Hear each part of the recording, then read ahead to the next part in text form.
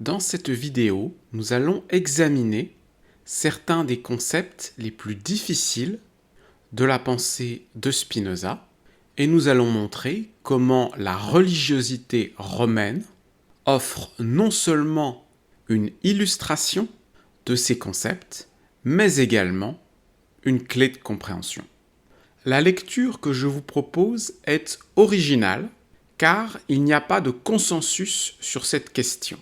En effet, il y a un échec avoué du monde universitaire à comprendre réellement la doctrine de Spinoza. Steven Nadler écrit « Les commentateurs de l'éthique de Spinoza sont presque toujours arrêtés par la 5e partie de l'ouvrage, et plus particulièrement par la doctrine de l'éternité de l'esprit.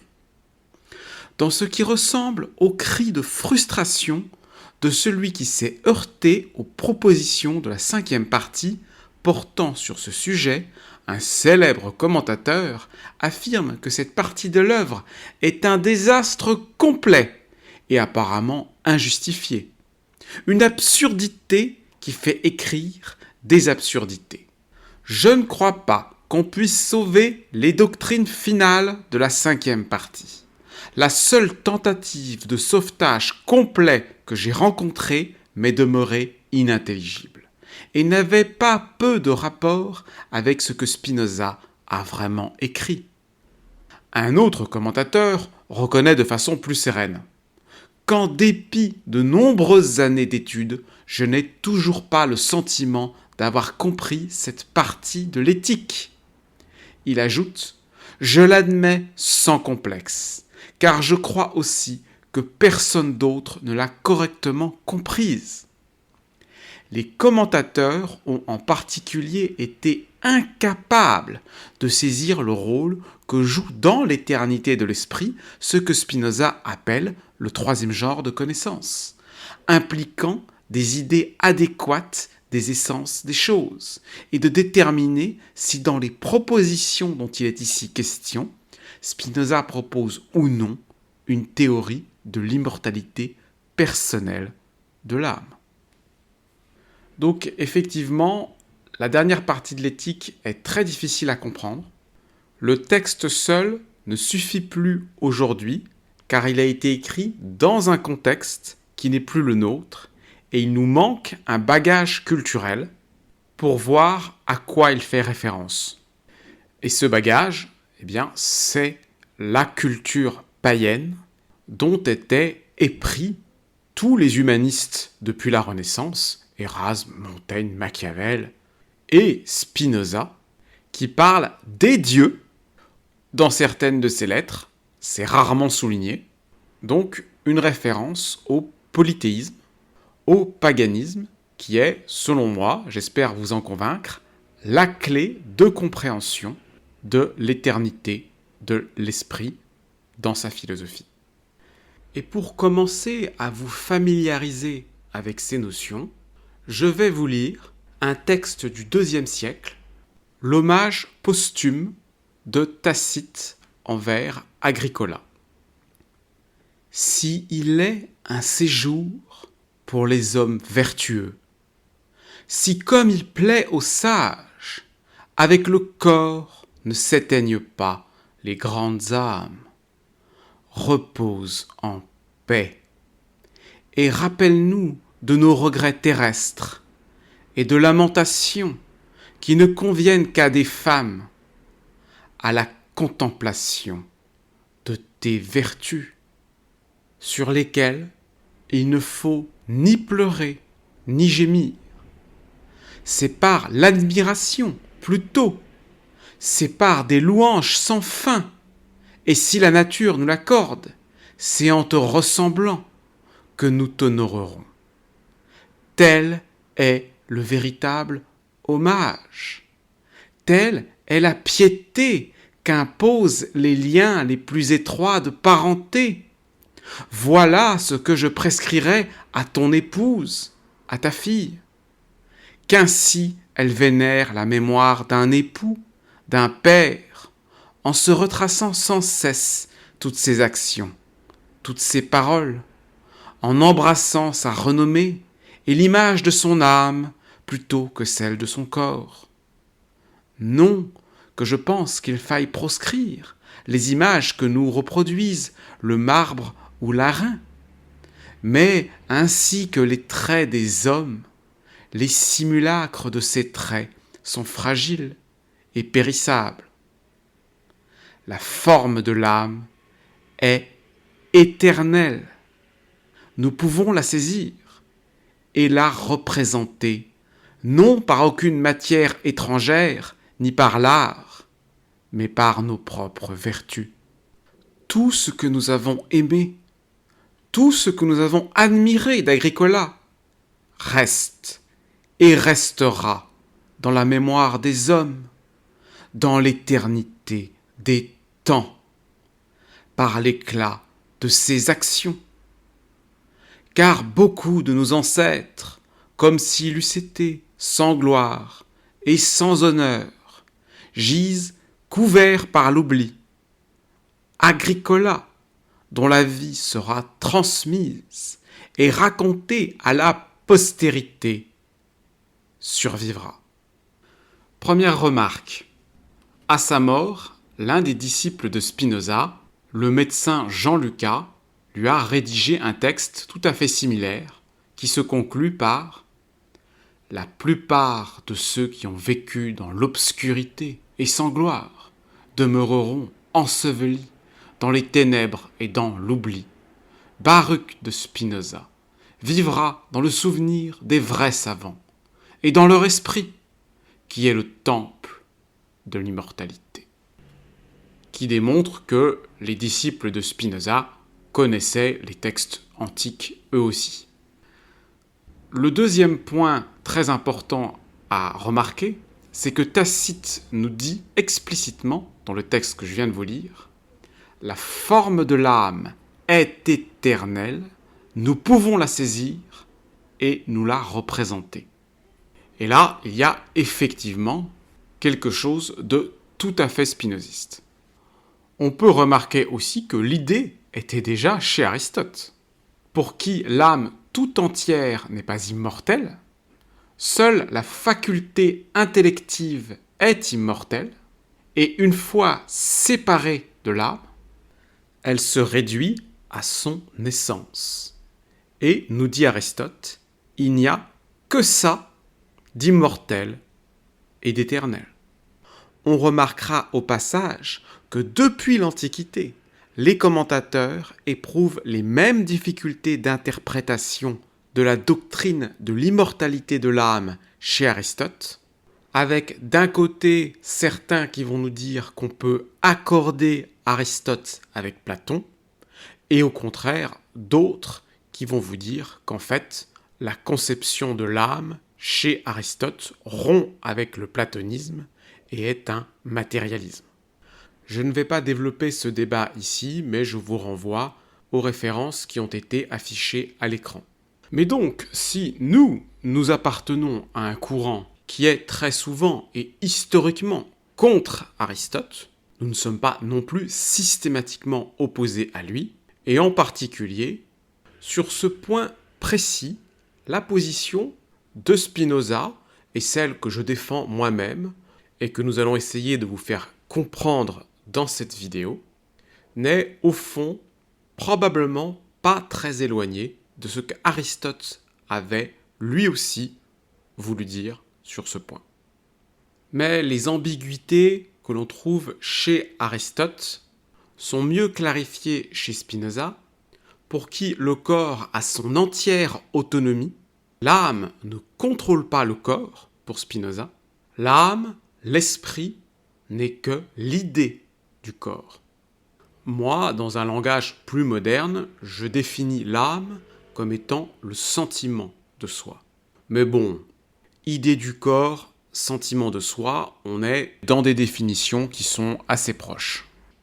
Et sans être platonicien, même en étant un pur démocritéen, eh bien, on peut tout à fait admettre que les idées, les concepts, sont éternels.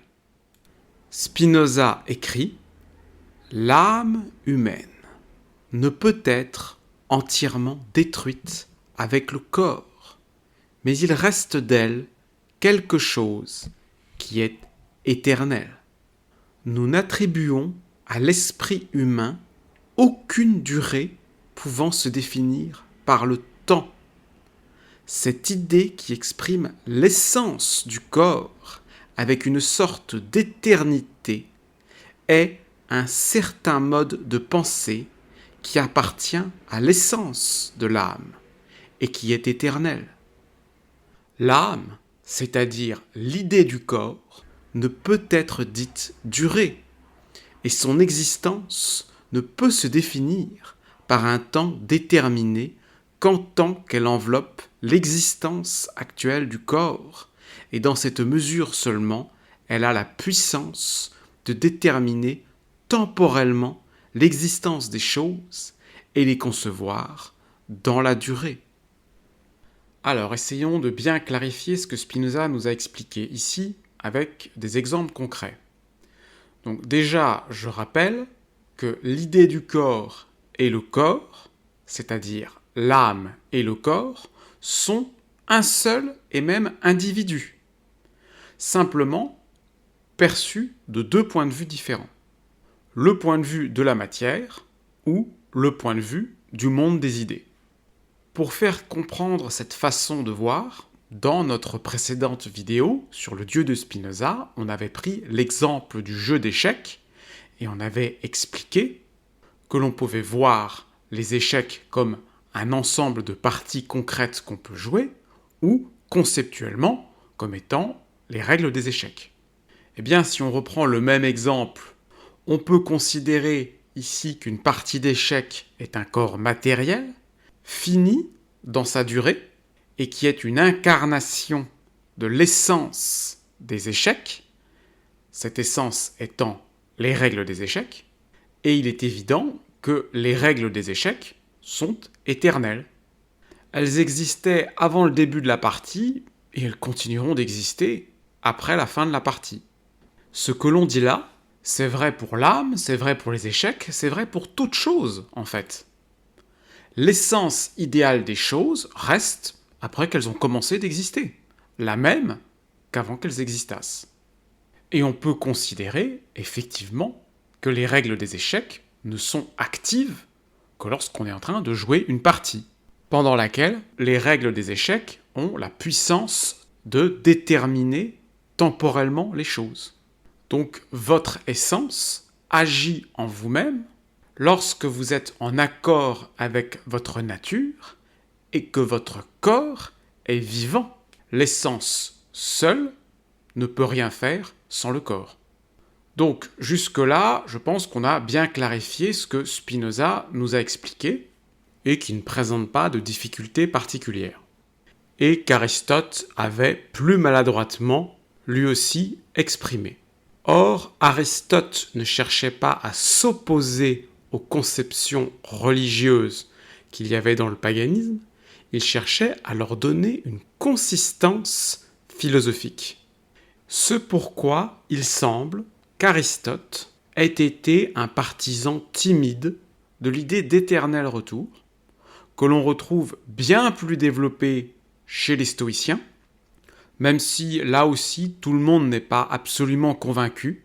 Sénèque disait « J'ignore si je verrai qu'une fois ce monde, ou si je renaîtrai plusieurs fois. » L'idée d'éternel retour est suggérée par les mouvements cycliques du ciel, des saisons, et avait été suggérée par les premiers astronomes, notamment Pérouse le Chaldéen, un astronome mésopotamien.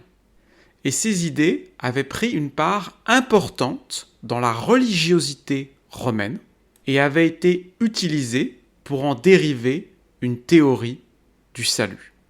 Saint Augustin, voulant répondre aux païens qui lui disent que la résurrection telle qu'elle est conçue dans le christianisme est impossible, rétorque que Varron, la plus haute autorité religieuse chez les Romains, dont on a parlé dans la vidéo précédente, rapporte quelque chose de plus merveilleux dans son traité. de l'origine du peuple romain. Voici ses propres paroles. Quelques astronomes ont décrit que les hommes sont destinés à une renaissance, qu'ils appellent palingénésie, et ils en fixent l'époque à 440 ans après la mort. À ce moment, l'âme reprendra le même corps qu'elle avait auparavant. Il ne nous reste plus qu'à dire avec Varron qu'elles retourneront au même corps qu'elles animaient primitivement, et toute la question de la résurrection sera résolue. Alors ce passage, moi, m'intéresse tout particulièrement, car il démontre qu'il y avait une théorie du salut dans la religion romaine, assez proche des idées que moi-même je promeux, et démontre à nouveau l'absence d'originalité du christianisme, qui non seulement ne nous a pas apporté le salut, mais nous a arrachés à ces idées qui étaient centrales dans la religiosité païenne. Dans la religion païenne populaire, après que les meilleures âmes se soient élevées aux Champs-Élysées, le paradis des païens, elles vont boire au Léthé, le fleuve de l'oubli, et elles retournent dans le monde pour vivre une nouvelle vie. Dans le paganisme gréco-romain, tous les êtres vivent et revivent éternellement au sein de la nature, elle-même éternelle. Contrairement au christianisme et au bouddhisme, il n'y a pas de libération finale dans le paganisme hellénique. Dans la philosophie plus récente, Nietzsche avait fait de Zarathustra le prophète de l'éternel retour, mais cela va donc être l'occasion ici de critiquer Nietzsche sur ce point, qui me semble avoir été un piètre métaphysicien, car si on conçoit un temps cyclique où tout exactement revient à l'identique, y compris l'idée même d'éternel retour, eh bien, vivre cela une fois ou le vivre une infinité de fois, cela ne change en fait rien. Vivre une chose une fois, avec la conscience de l'éternité de cette essence, de l'éternelle valeur de la chose vécue, vaut tout autant que l'éternel retour. Dans l'éternel retour de Nietzsche, il n'y a pas de mémoire cumulative des vies passées. Ce n'est pas comme dans les films où des individus sont bloqués dans une boucle temporelle et accumulent à chaque cycle le souvenir des vies précédentes. Revivre toujours la même chose, à l'identique, sans aucune variation, y compris ses propres souvenirs, n'apporte rien de plus à l'existence. La valeur du vécu reste la même. Il n'y a aucun enrichissement. Et donc, sous cette forme, l'éternel retour constitue une piètre consolation. Mais Démocrite nous dit « Il n'est nullement nécessaire qu'il y ait un retour produisant le même monde à l'identique. Dans l'univers infini peut se produire non seulement un monde identique, mais tous les variants possibles qui existent en fait à travers l'univers infini. Ce qui engendre nécessairement un éternel retour démultiplié à l'infini et qui explore toutes les potentialités de l'existence. C'est donc bien dans sa version démocritéenne que l'éternel retour devient une idée intéressante. Et cette idée, on la retrouve dans une version spiritualiste au cœur de l'hindouisme. Dans la Bhagavad Gita, le texte le plus célèbre de l'hindouisme, Krishna se présente comme un avatar du dieu Vishnu et du philosophe indien Kapila.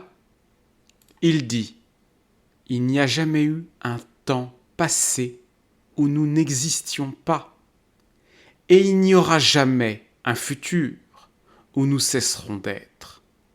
Je ne me montre jamais aux sots ni aux insensés. Par ma puissance interne, je suis pour eux voilé. Ce monde égaré ne me connaît donc point, moi, le non-né, l'impérissable. Et enfin, il se révèle à son disciple, Arjuna, dans une vision cosmique qui lui fait voir l'étendue complète de son être. Son existence éternelle et multiple à travers le cosmos. Prodigieuse la vision tout entière, innombrables les bouches, innombrables les yeux, en cette forme universelle, parée de divins et d'étincelants joyaux, de multiples vêtures, brandissant de multiples armes, glorieusement couvertes de guirlandes, ointes de parfums célestes, cette forme qui tout pénètre, magnifique et sans fin, Arjuna la contemple.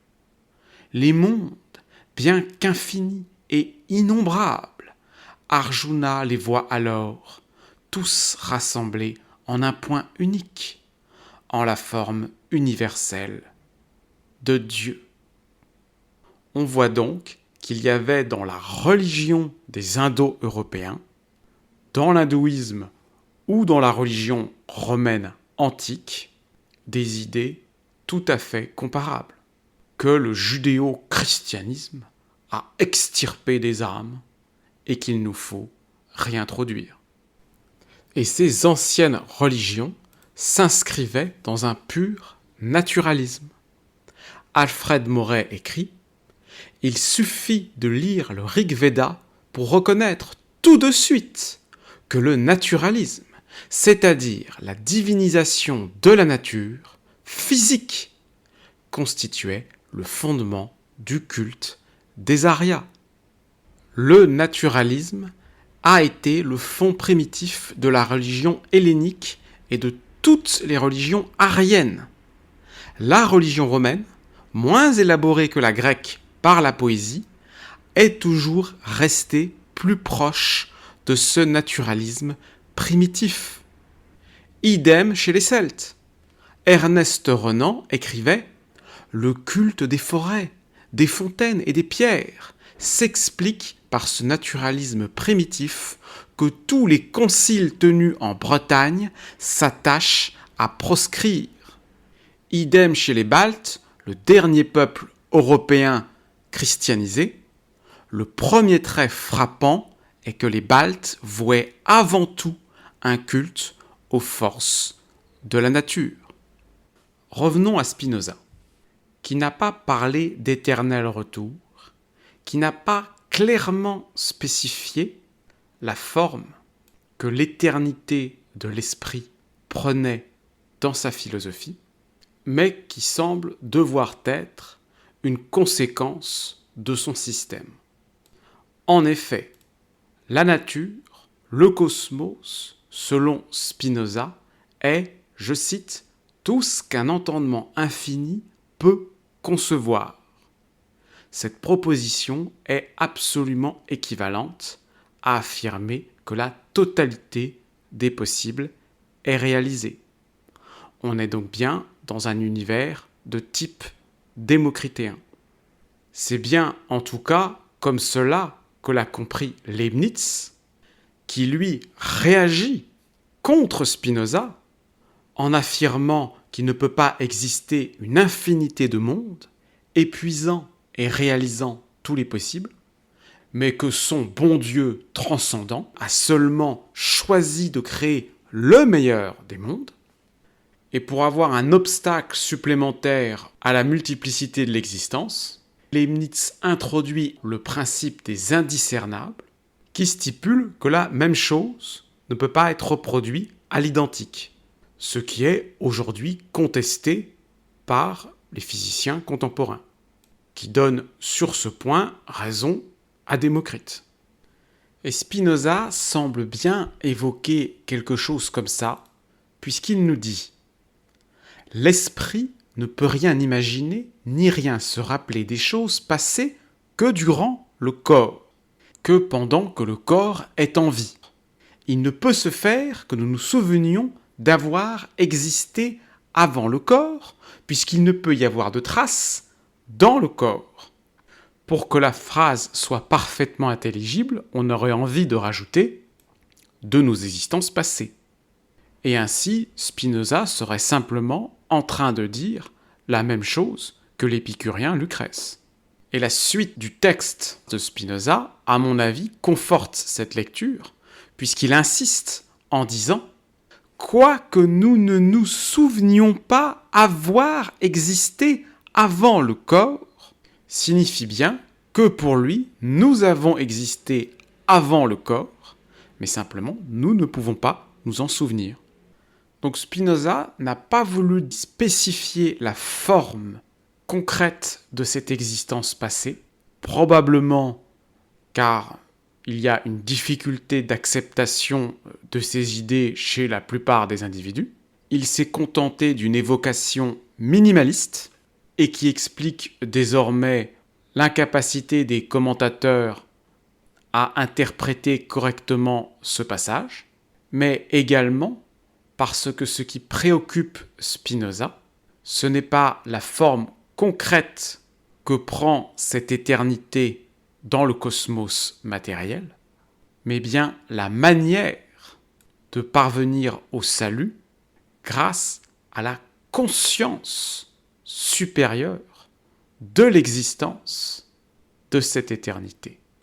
Et c'est là qu'il va rejoindre à nouveau le paganisme philosophique de la religion des anciens Romains. Spinoza explique que bien que nous n'ayons pas connaissance de nos vies passées, cependant, nous sentons, nous éprouvons que nous sommes éternels. L'esprit, en effet, ne sent pas moins les choses qu'il conçoit par l'entendement que celles qu'il a dans la mémoire. Les yeux de l'esprit, ces yeux qui lui font voir et observer les choses, ce sont les démonstrations. Aussi, quoique nous ne nous souvenions pas d'avoir existé avant le corps, nous sentons cependant que notre esprit est éternel. Spinoza fait référence ici, comme Einstein, comme chez Démocrite, à une vision cosmique, à une capacité de voir quelque chose, non par la perception sensorielle, non par la mémoire, mais grâce à la puissance de la raison. Et c'est là que ce que Spinoza appelle le troisième genre de connaissance joue un rôle clé pour éprouver l'éternité de l'esprit.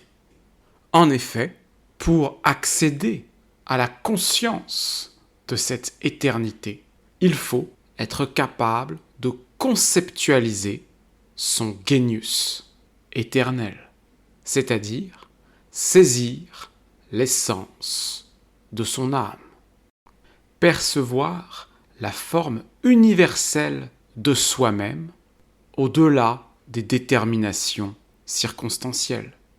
Dans l'exemple précédent, saisir le genius des échecs, c'est deviner les règles du jeu seulement en regardant jouer une partie. Le concept de genius est un concept essentiel de la religion romaine. C'est la forme idéalisée de la chose, représentée comme un double sous forme ailée, figuration que le christianisme s'appropriera pour représenter les anges. Tous les édifices néoclassiques s'inspirant du monde gréco-romain figurent des genius. Et dans la religion romaine, il y a un genius pour toute chose. Le plus connu des genius, c'est l'aigle qui est le genius de l'armée romaine ou d'une légion. Et le genius est un dieu.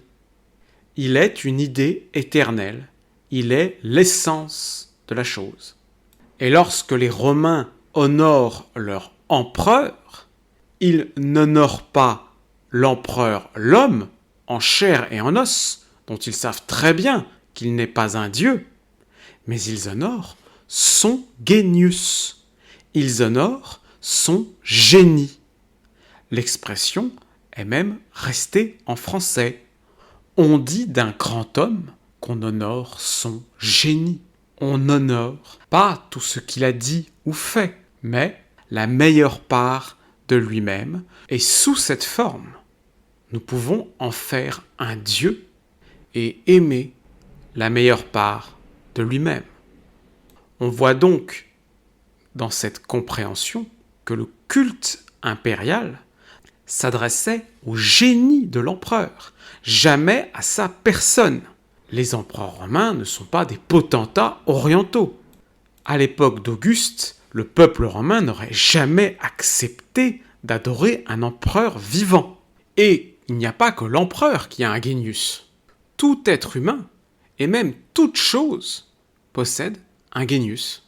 Dans la religion romaine, il n'y a pas de réunion d'hommes, pas d'agglomération politique, pas d'association professionnelle, pas de caste ou de communauté qui ne soit placée sous la protection d'un genius spécial. Toutes choses, les marins, les boulangers, les professeurs, et chaque individu pris isolément possède un genius. Genius a la même racine que genre. Il renvoie à l'espèce, c'est-à-dire la notion générale de la chose. Il est la force qui engendre au point de départ et qui conserve les êtres dans leur individualité propre jusqu'à leur destruction. Comme le genius incarne la force qui conserve, il devient identique à tout ce qui est expansion des facultés de jouissance et d'intelligence. Le genius préside à l'acte de la génération et se manifeste le jour de la naissance. C'est lui qui détermine le caractère individuel de l'être qui vient à la lumière. Le genius va être à la fois le principe directeur de ses actes, le gardien de son existence et l'explication idéale de ce qui lui est réservé d'heureux ou de contraire. Le genius en est venu à être considéré comme une sorte d'ange gardien, un moi supérieur que l'on peut interroger dans sa conscience. C'est l'équivalent du démon grec. Socrate disait qu'il avait un démon. Il est ainsi une sorte de force vitale qui nous dirige tout en étant la meilleure part de nous-mêmes. Et à notre mort, notre genius remonte au ciel des idées. Pour les meilleurs d'entre nous, c'est l'apothéose. Les grands hommes sont déifiés après leur mort et l'on se souvient de leur génie. Culte entièrement à la carte, qui n'impose aucun dieu en particulier et qui permet tout à fait d'en vénérer plusieurs. Le monde des dieux et le monde des hommes n'est pas si différent pour les païens. Homère, Démocrite ont été considérés comme des dieux. Et dans la mythologie, Psyché est à l'origine une mortelle que Cupidon ranime après sa mort par un baiser et l'emmène vivre en immortel sur l'Olympe. Renouer avec sa part divine, devenir un dieu, c'est le but de tous les païens. Et cela nécessite de se connaître soi-même, c'est-à-dire d'avoir conceptualisé son genius grâce à la connaissance du troisième genre. Et une fois que le genius vit pleinement en soi, alors devient ce que tu es. Il est bien important de comprendre que le genius n'a rien de magique. Toute chose même la plus vulgaire, possède un genius pour les Romains. Toutes les choses existent, mais seule une minorité ont la conscience d'exister. Et parmi celles qui ont la conscience d'exister, une extrême minorité accède à la conscience de son essence éternelle. Nous sommes tous l'incarnation d'un genius, l'incarnation d'un Dieu éternel, qui naît, meurt et renaît éternellement au sein du cosmos éternel. Et ce qui différencie le sage de l'ignorant, ce n'est pas un pouvoir magique, mais bien seulement la conscience de cette éternité. Tout le monde l'a, mais presque tout le monde l'ignore.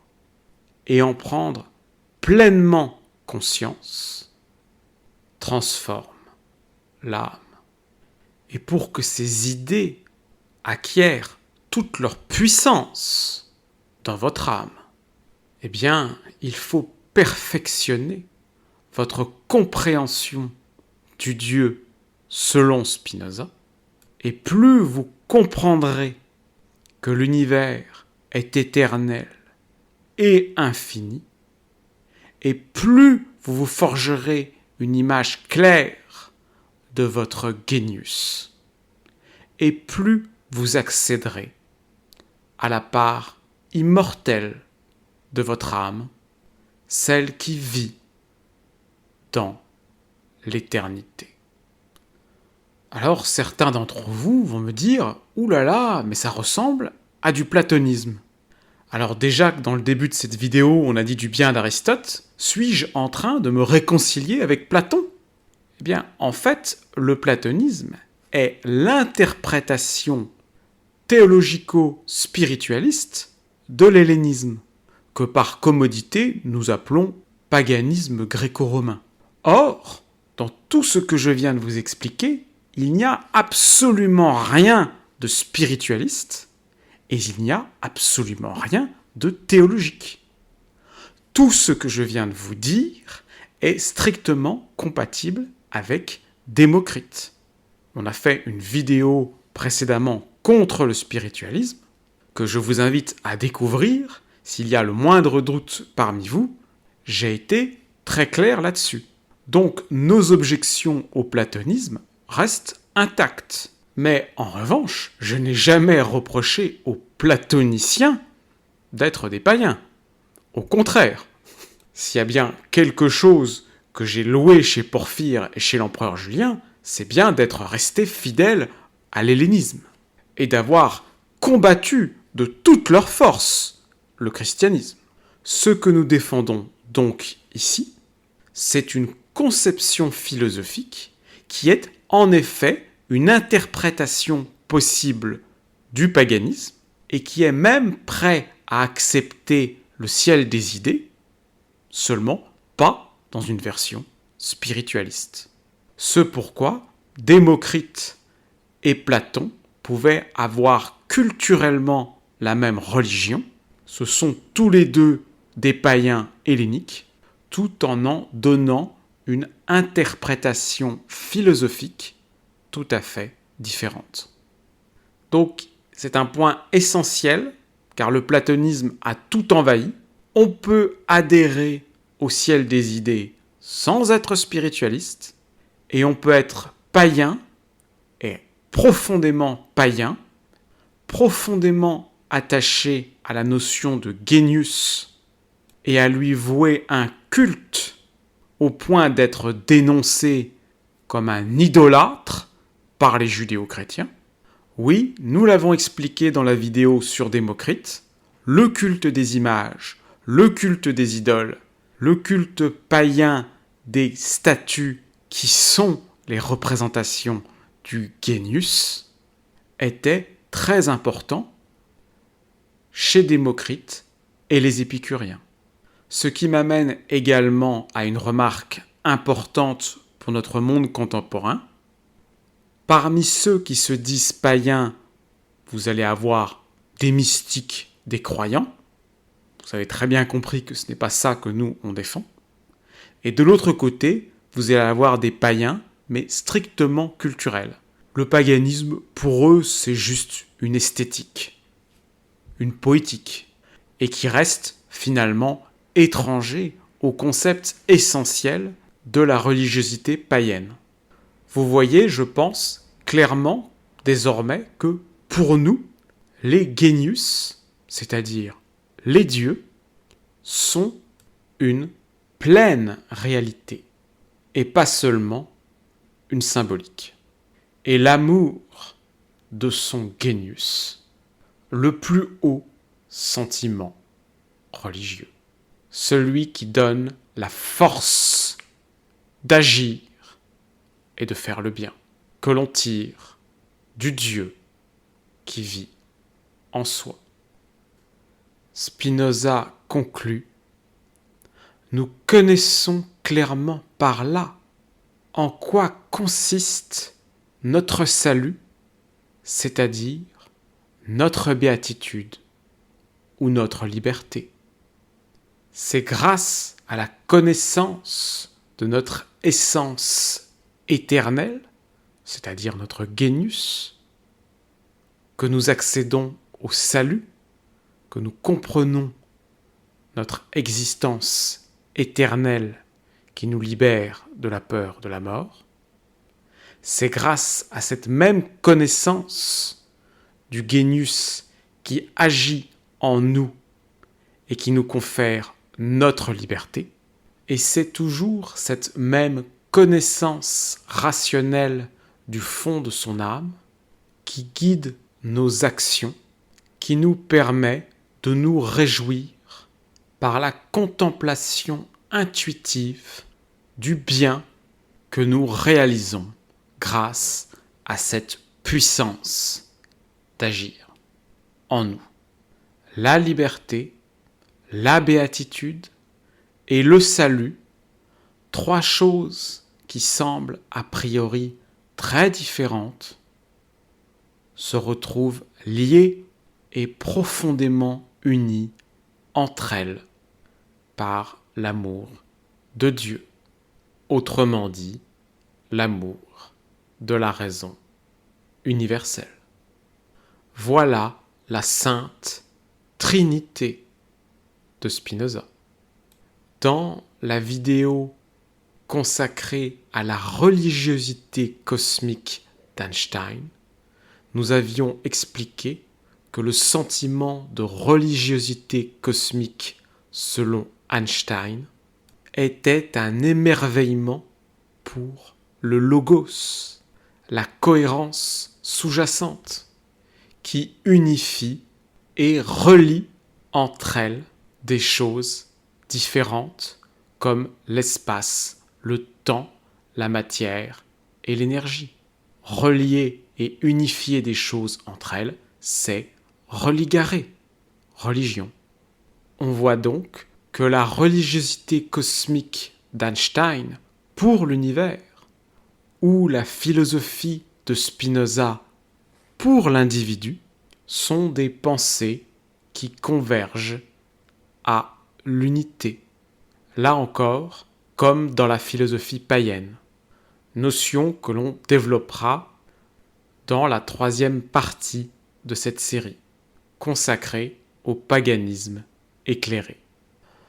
Mais en conclusion ici, afin de bien clarifier les notions complexes que l'on a évoquées, on va récapituler avec Varron, qui soutient que Genius est l'âme raisonnable de chaque homme, que lorsque les judéo-chrétiens entendent ça, ils s'étouffent. Saint Augustin raille cette notion en dénonçant l'idée que l'homme de chaque homme serait un dieu, ce qui lui paraît le comble de l'absurde. Or, je réaffirme bien que toute la philosophie païenne, c'est bien de prendre conscience du Dieu qui vit en soi. Nul ne le sait, mais il habite un Dieu. Que moi, j'appelle également dans ma philosophie le soi cosmique, mais dont j'assume bien ici tout à fait qu'on peut le représenter sous la forme du genius, du démon du paganisme antique. À chaque chose existante, à chaque être matériel, on peut associer l'idée de cet être, comme le fait Spinoza, sans tomber dans le spiritualisme de Platon. Et si, ici, tout être fini, concret, est mortel, l'idée de cet être, elle, est éternelle. L'idée de la chose est la chose idéalisée, intemporelle, immuable, sans ces perturbations circonstancielles. Elle est représentée en statue par un double de soi-même sous forme ailée, le genius, sa voix de soutien, c'est-à-dire le Dieu intérieur, seulement accessible par la conscience philosophique. Ainsi, on peut accéder à ces idées par la voie philosophique, par la réflexion et la compréhension de l'ordre des choses, ce à quoi nous vous invitons à travers nos vidéos et mon essai philosophique. Et dans l'Antiquité, pour les non-philosophes, on enseignait ce genre d'idées dans les temples à travers un parcours initiatique qui incluait la prise de psychotropes pour provoquer une extase devant la symbolique et la révélation de la palingénésie. En attendant de réinventer une manière de transmettre cette religion aux non-philosophes, vous trouverez une version moderne de défense de ces idées dans notre vidéo intitulée « L'éternité des essences » et que je vous inviterai à découvrir car vous y trouverez les réponses à certaines objections courantes contre les idées que nous venons de formuler et que je ne vais pas redévelopper ici. Ce que j'aimerais aborder avec vous désormais, ce sont les transformations éthiques qui sont favorisées par cette métaphysique. Prendre conscience de son genius intérieur et vouloir l'honorer, c'est rester héroïquement fidèle à l'idée éternelle et immuablement vraie en soi, en toutes circonstances. Ce n'est donc pas un hasard s'il y a eu tant de héros dans le monde gréco-romain, mais bien parce que la philosophie et la religion païenne préparaient les corps et les esprits à l'idéalisme héroïque. Le Romain Juvénal écrit « Regarde comme la pire infamie de préférer la vie à l'honneur, et pour sauver ta vie, de perdre les raisons de vivre. Avoir mérité de mourir, c'est être déjà mort. Il n'y a qu'une noblesse, et c'est la vertu. Un Polus, un Cossus, un Drusus, voilà ce qu'il faut être par ta vie. » Il déifie les grands hommes et cherche à les imiter. Et Juvénal a parfaitement raison, c'est le genius qui porte son essence, et donc c'est lui qui porte le sens de sa vie. Dès lors qu'on trahit son genius, on s'abaisse à un état de corruption pire que la mort.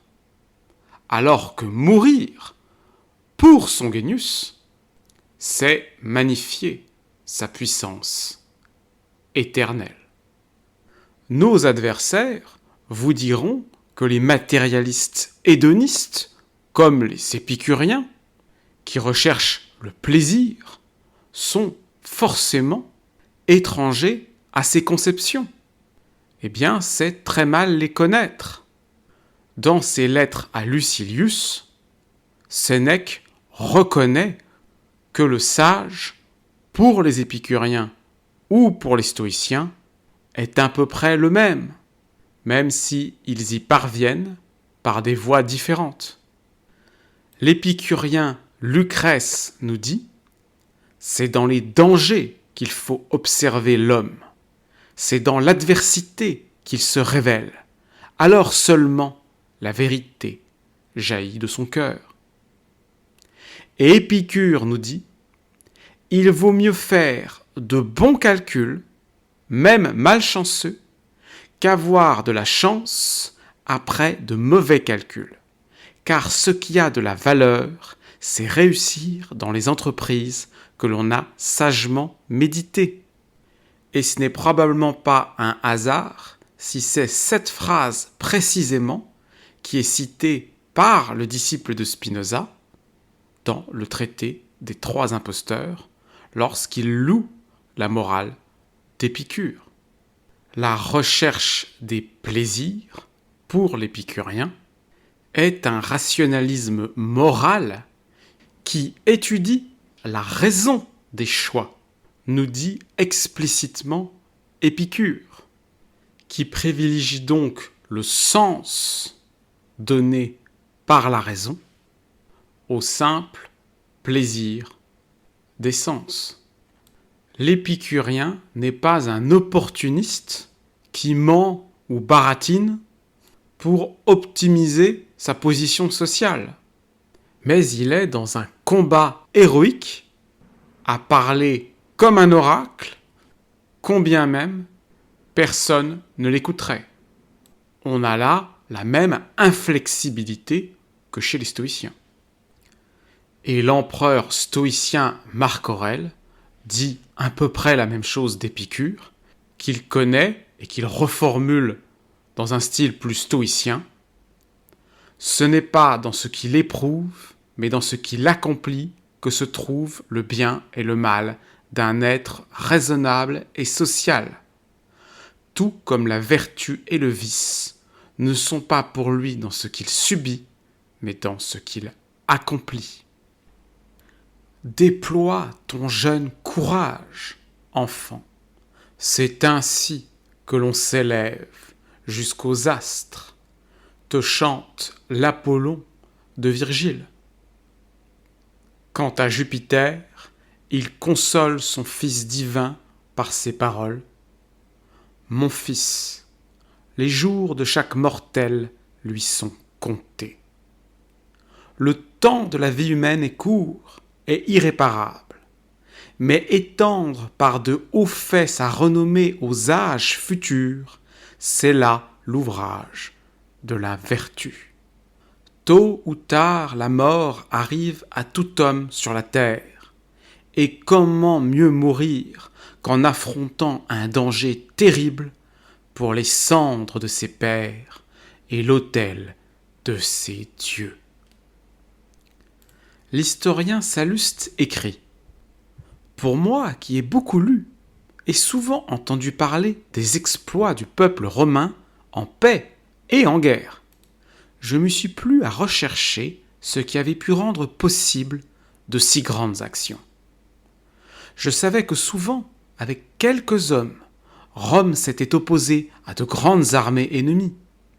Je n'ignorais pas que, avec de pauvres ressources, elle avait soutenu la lutte contre des rois opulents. Que de plus, elle avait souvent victorieusement supporté des coups de fortune. Que les Grecs, par leur facilité de parole, les Gaulois, par leur réputation comme soldats, avaient été supérieurs aux Romains. Et de toutes mes réflexions résultait cette vérité évidente que la merveilleuse vertu de quelques citoyens avait tout fait et avait assuré l'avantage à la pauvreté sur la richesse, au petit nombre sur la foule. Les croyants pense qu'il faut bien se conduire dans cette vie pour gagner son paradis.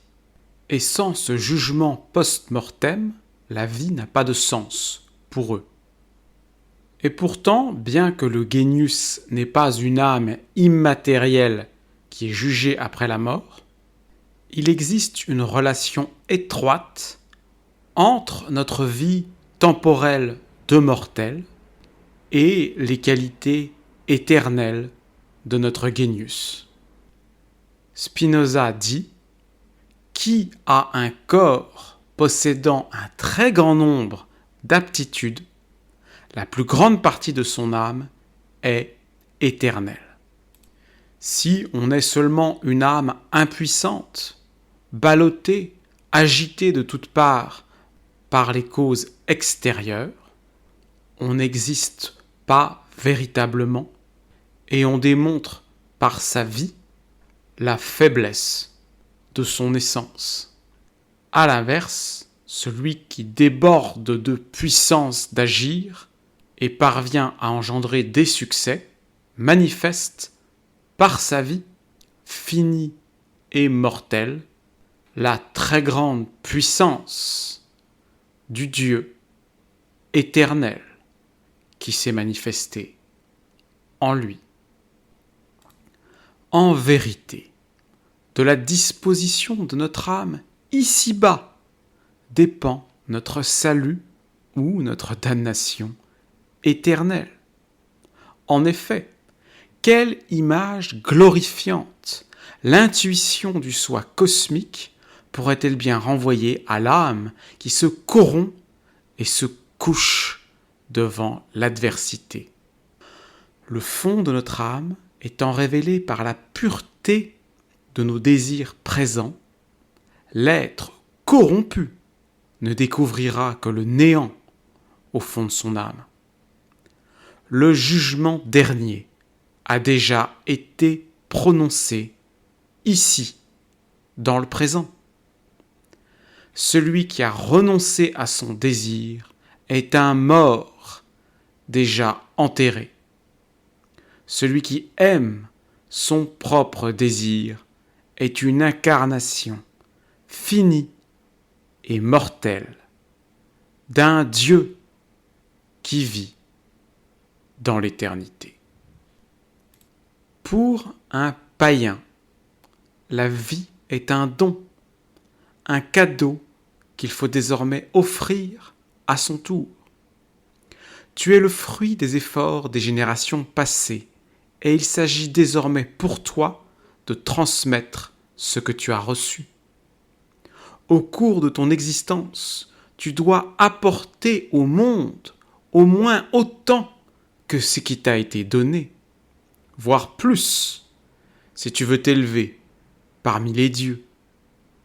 Concrètement, il s'agit donc de faire de beaux enfants, d'essayer d'enrichir sa famille, sa culture, par des œuvres et des inventions nouvelles, préserver son pays, sa civilisation, l'humanité et l'environnement pour les générations futures.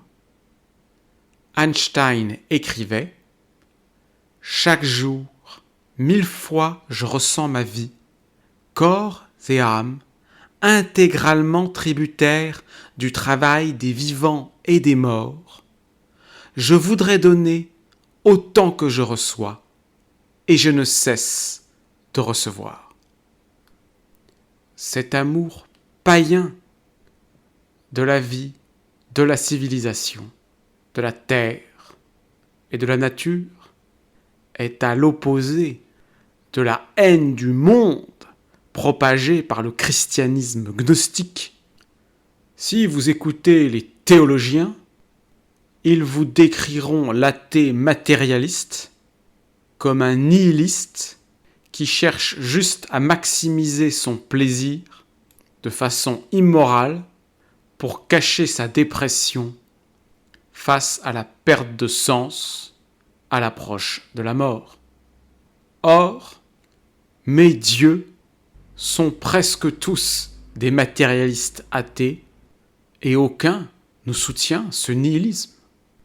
Ce nihilisme, on le trouve chez les judéo-chrétiens qui ont perdu la foi, mais pas chez les païens éclairés. Et pour argumenter ce point de vue, je n'ai pas de meilleur exemple à vous fournir que l'un des derniers épicuriens, et possiblement l'un des plus grands, Diogène d'Onéanda, qui fit construire à la fin de sa vie la plus grande inscription murale qui nous soit parvenue de l'Antiquité pour transmettre aux générations futures l'héritage épicurien. Il nous dit : j'ai atteint le crépuscule de ma vie et je suis sur le point de la quitter à cause de la vieillesse. Mais avant de mourir, j'ai le désir de composer pour vous cet hymne pour célébrer la plénitude du bonheur et pour aider ceux qui sont bienveillants et capables de recevoir son message. Un grand nombre souffre de fausses idées sur la nature des choses et le nombre des malades augmente. Par émulation mutuelle, beaucoup d'hommes se laissent prendre les uns aux autres comme des moutons.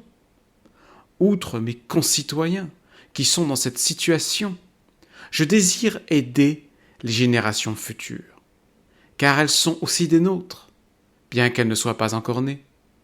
De même que les étrangers de passage qui viendront ici. Je considère qu'il fait partie de la sagesse d'un homme bon d'apporter une aide bienveillante dans la mesure de ses capacités à ceux qui sont capables de la recevoir. Nous, les épicuriens, ne sommes pas comme ces philosophes qui affirment catégoriquement que les dieux n'existent pas. Nous ne sommes pas non plus d'accord avec Homère, qui décrit les dieux comme des adultères ou comme des êtres en colère contre les riches. Au contraire, nous pensons que les statues des dieux devraient être faites de manière aimable et souriante, afin que nous puissions leur sourire en retour, plutôt que d'avoir peur d'eux. Nous voyons que nos doctrines épicuriennes ne font aucun mal à la justice, et que les religions qui enseignent la crainte des dieux ne font aucun bien. Au contraire, les fausses religions font du mal, tandis que nos doctrines non seulement ne font aucun mal, mais sont utiles. En effet, nos doctrines éloignent les troubles de l'esprit, tandis que les autres philosophies les aggravent. L'exemple des Juifs et des Égyptiens prouve clairement l'incapacité totale de la religion à empêcher les mauvaises actions. Ces nations, tout en étant parmi les plus religieuses et les plus superstitieuses des hommes, sont aussi les plus viles. Pour les hommes sages, tout peut être rempli de justice et d'amour mutuel. Pour les hommes sages, il n'y aura plus besoin de fortifications ni de lois, ni de toutes les autres choses que nous inventons par crainte les uns des autres. Ces hommes seront capables de tirer tous leurs besoins de l'agriculture sans avoir besoin d'esclaves. Car en effet, l'homme sage soignera lui-même ses plantes, détournera lui-même ses rivières et surveillera lui-même ses récoltes. Les hommes sages cultiveront la terre dans une vie proche de la nature. Notre agriculture pourvoira à nos besoins et ceux qui sont nos amis vivront comme des dieux parmi les hommes. Alors, quelques remarques sur certains points de ce texte. Les épicuriens ne sont pas comme les chrétiens, qui sont dans la haine communiste des riches enseignée par Jésus-Christ, mais ils ne sont pas non plus dans l'admiration bourgeoise et mondaine pour les riches, juste parce qu'ils sont riches. Épicure constate qu'il est très difficile de s'enrichir en restant libre et indépendant, et que ce n'est pas quelque chose que lui recherche particulièrement, mais que si on parvient à s'enrichir, sans esclavagiser les autres, on a vu que Diogène d'Onéanda dénonce l'esclavage, lui aussi, Eh bien, c'est très bien, on pourra être mécène. Et le mot mécène vient d'un grand évergète qu'il y avait sous Auguste au début de l'Empire romain, au moment de l'instauration de la Pax Romana, qui est très inspirée des principes d'Épicure. On peut également remarquer que l'idéal épicurien proposé par Diogène d'Andéanda d'un petit propriétaire libre, indépendant, honnête et travailleur, qui vénère le génie de ses dieux et utilise ses richesses non pas pour se faire des palais en or, mais c'est investir pour développer les infrastructures, l'art et les sciences, présente de nombreuses similitudes avec l'éthique issue du protestantisme qui a favorisé l'essor de l'Occident après la Renaissance. L'autre point notable de ce texte, c'est qu'il constate lucidement que la superstition augmente et qu'il faut la combattre. Il ne se considère pas en tant qu'épicurien comme celui qui nie le plus radicalement les dieux. Il y a chez les philosophes cyniques et certains sophistes un rejet des dieux plus virulent, mais pas forcément plus rationnel. Enfin, si j'ai choisi de vous parler de ce texte, c'est également parce qu'il utilise l'expression « fausse religion ». Et si l'on admet qu'il existe des fausses religions, c'est qu'il en existe une vraie. Celle que nous cherchons à faire comprendre, à refonder et à faire renaître. On peut définir la religion comme la philosophie comme étant la réponse à 3 questions. Kant disait « Que puis-je connaître ? Que dois-je faire ? Que m'est-il permis d'espérer ?» C'est-à-dire en un, une théorie du monde qui nous dit ce qu'est le réel, l'univers, la vérité. En 2, une éthique qui répond au sens de l'existence et à la morale. Et en 3, une théorie du salut, une solution au tourment de la mort. Eh bien, les fausses religions, comme les fausses philosophies, donnent de mauvaises réponses à ces 3 questions. Et la philosophie que je crois vraie et que nous vous proposons ici offre des solutions à ces 3 questions et est donc bien une philosophie complète qui parvient à la cohérence globale, qui unifie tous ces concepts en un tout cohérent et a donc puissance de religion. En conclusion, je vous propose un petit bilan qui permette de bien distinguer 3 catégories: les fausses religions, l'athéisme conventionnel et la vraie religion, c'est-à-dire le paganisme éclairé. Les fausses religions, c'est évidemment tout ce qui est croyance théiste, spiritualiste, toutes les religions abrahamiques, que nous dénonçons et condamnons comme étant fausses et mauvaises. En cela, nous rejoignons la position athée, dont nous intégrons entièrement la critique, mais que nous jugeons insuffisante. L'athéisme positiviste des empiristes bornés est une conception limitée qui produit au mieux un scepticisme, plus généralement du relativisme et malheureusement du nihilisme. Et le paganisme éclairé, eh bien, c'est une anti-religion, c'est une contre-religion, c'est une position dans laquelle on va retrouver un équivalent de ce qui se trouve dans les religions, mais sous une forme compatible avec la raison. Et pas la raison limitée des théologiens, avec des causes incausées, des miracles magiques, et toute la superstition qui accompagne leur culte. Non, la vraie raison. La raison universelle du rationalisme intégral. Le mot Dieu vient du latin Deus et le mot Deus est lui-même issu de la racine indo-européenne Dei, qui signifie briller. Or, la lumière est un terme qui renvoie à la raison. On parle de la lumière de la raison s'opposant aux ténèbres de l'obscurantisme. Et la racine Dei sert également à des mots qui désignent le ciel lumineux, c'est-à-dire le ciel étoilé, l'univers, le cosmos, la nature, c'est-à-dire également Dieu. Ces deux emplois du mot Dieu correspondent en mythologie à Zeus et à Athéna, Zeus étant l'univers, et Athéna, la déesse de la raison, est directement issue de l'esprit de Zeus. Donc, j'insiste, le sens que le paganisme éclairé que nous proposons donne au mot Dieu est tout à fait conforme avec son sens originel.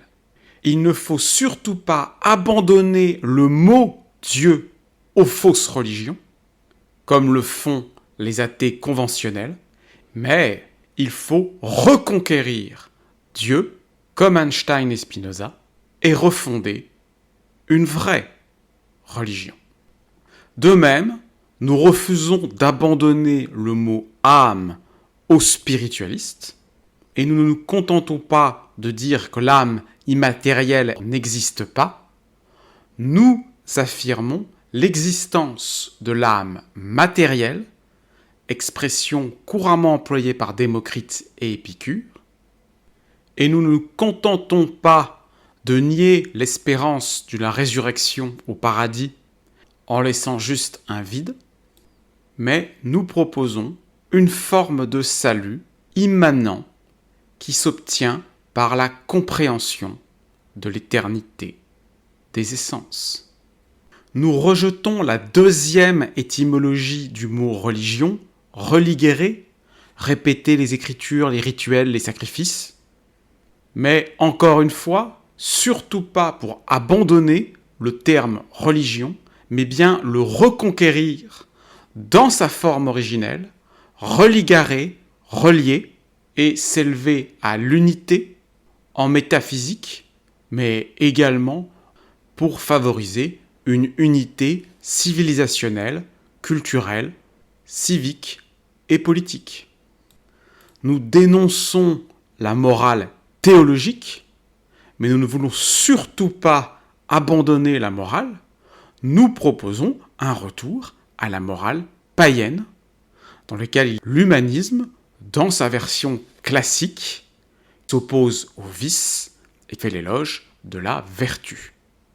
Nous dénonçons toute forme de spiritualité basée sur la foi, la bicoterie ou la superstition, mais pas du tout pour proposer le néant postmoderne, mais bien pour faire l'éloge de l'ataraxie philosophique, de la piété païenne, de l'adoration des dieux, des héros, des genius, c'est-à-dire des idoles, ce raffinement de l'âme qui produit la béatitude philosophique sans besoin de se droguer pour y parvenir.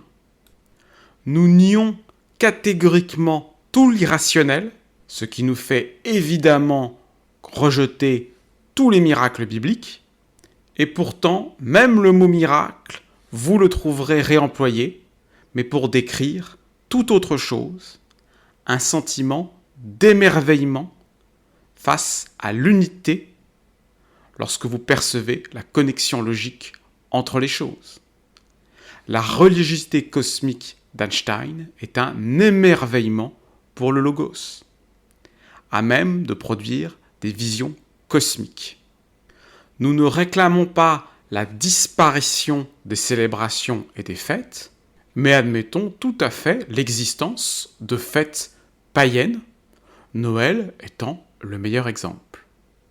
Et enfin, nous ne nous contentons pas de simplement railler l'absurdité du mystère de la Sainte Trinité des chrétiens, Mais même cela, le dogme apparemment le plus mystique et incompréhensible du christianisme, nous le récupérons car il a toujours été à nous et représente le sommet et l'aboutissement de toute la philosophie païenne.